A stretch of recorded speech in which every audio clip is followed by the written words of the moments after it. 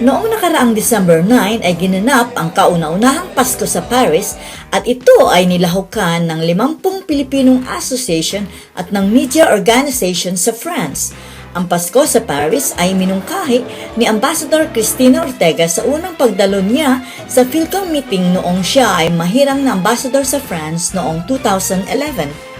Sa pakikipagtulungan ng mga Filipino Association, ang Pasko sa Paris ay naisikatuparan at ang bawat asosasyon ay naghandog ng kanilang performances sa tema ng Kapaskuhan. May naghandog ng awiting pamasko, sayaw at maging ang reenactment ng pagsilang ni Jesus. Nagkaroon din ng parole making contest at ito ay napagwagian ng Ilocandia Association.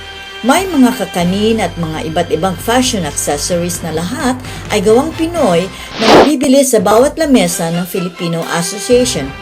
Matapos ang programa ay sinundan ito ng disco hanggang ika-10 ng gabi. Para sa Balitang Paris, Bina Capistrano reporting.